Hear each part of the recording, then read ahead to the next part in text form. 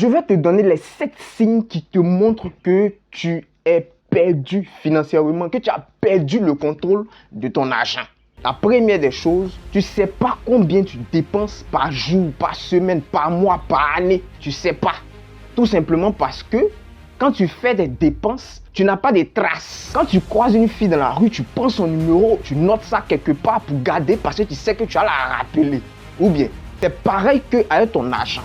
Quand tu fais une dépense, tu dois garder une trace pour savoir que c'est ça que j'ai acheté, c'est là-bas que mon argent est parti. Et ça, c'est très important. La deuxième des choses, tu empruntes toujours avant la fin du mois. Avant la fin du mois, tu empruntes parce que tu ne peux pas terminer le mois avec ce que tu as sur toi. Pourquoi? Parce que au début du mois, tu as compté que 4 semaines. 4 semaines, c'est peu. Tu dois compter 5 semaines, c'est-à-dire une semaine du mois qui arrive là-bas, ton argent doit pouvoir suffire. Et pourquoi? Tu dois faire un planning, c'est-à-dire tu dois faire un budget pour 5 semaines pour que tu ne sois pas en train de demander crédit à la fin du mois. Parce qu'à la fin du mois même, les gens aussi ont leurs problèmes. Toi, tu allais leur demander crédit. Comment les gens vont te regarder même? La troisième chose, quand tu regardes ton compte, tu stresses. Tu stresses parce que ton compte est vide. C'est normal. C'est une alerte pour te dire que, hey, mon ami, tu t'es donné des engagements. Tu t'es dit que voilà comment tu vas te comporter avec ton argent. Tu t'es dit que cette année, je vais avoir telle somme sur mon compte. Mais tu n'as pas.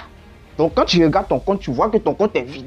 Et ça te stresse. Parce qu'on peut t'appeler à tout moment pour te dire que il y a une urgence là-bas. On a besoin de telle somme. Tu n'as pas ça sur toi.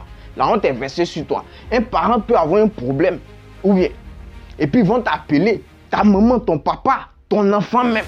Tu n'as rien sur toi. Tu es obligé de partir demander crédit. Est-ce que c'est intéressant? Crédit, ça, tout le monde prend crédit, mais tu dois faire attention à ça. Surtout à la fin du mois. Parce qu'à la fin du mois, les gens sont déjà stressés. Il ne faut pas venir les stresser encore avec ton affaire de crédit. La quatrième chose, tu payes toujours tes factures en retard. Tu vois? Le fait de payer tes factures en retard là, c'est pas parce que tu procrastines, ça n'a rien à voir. C'est que tu ne veux pas payer tes factures. Tu ne veux pas payer tes factures. Ça te fait mal. Ça te fait mal de payer ton loyer. Ça te fait mal de payer l'eau, l'électricité. Ça te fait mal. Mais c'est dedans que tu payes tes impôts. C'est grâce à l'argent que tu donnes là que tu arrives à marcher sur le goudron pour aller au travail. Que la voiture te prend pour t'envoyer au travail, tu ne marches pas dans la boue. C'est comme ça que tu nourris la vache. Tu dois être content de payer tes factures. L'eau là, c'est pas pour toi.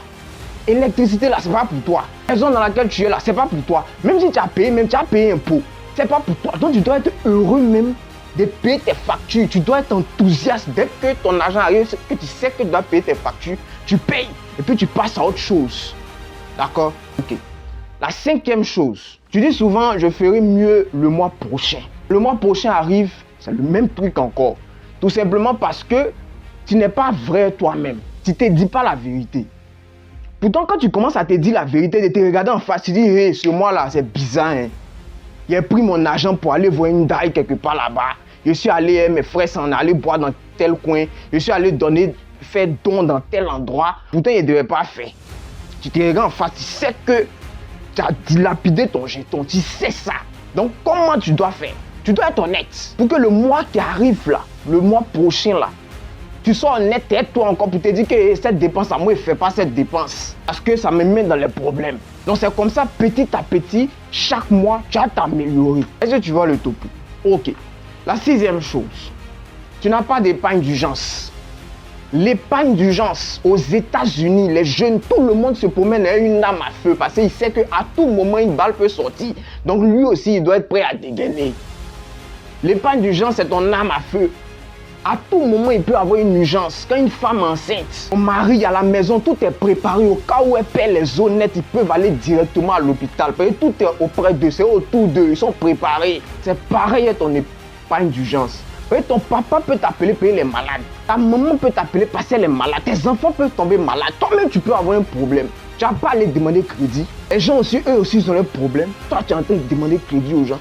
Tu dois avoir une épargne d'urgence qui est toujours sécurisée sur toi. Épargne d'urgence, on ne touche pas. On ne prend pas ça pour boire bien. On met ça sur nous et puis on ne touche pas. Quand il y a urgence, là, c'est là on attrape l'épargne et puis on dit, on va aller faire ceci. C'est aussi simple que ça. La septième chose, tu n'as pas d'objectif financier clair. Un objectif financier clair, c'est simple. D'ici X années, je dois avoir telle somme sur mon compte. C'est aussi simple que ça. Tu peux faire ça avec ta gestionnaire. Tu peux faire ça avec quelqu'un qui est dans la finance. Dis pas de venir faire ça avec moi. Tu peux faire ça avec quelqu'un. La personne va te dire, voici l'objectif. Peut-être tu as commencé à 6 mois pour dire que j'ai essayé de maîtriser mes dépenses ou bien j'ai commencé à épargner une certaine somme. Même si c'est 1% de ce que je gagne, mais j'ai fait ça quand même. Donc, essaye un tout petit truc qui va te permettre de sortir de ta précarité, de ton stress financier. Parce que le stress fait maigrir, ça rend malade, ça tue les gens. D'accord? Ok, donc, si tu veux aller plus loin, clique sur le lien dans la description pour avoir accès à mon e-book gratuit qui te montre comment créer ton premier capital. À bientôt.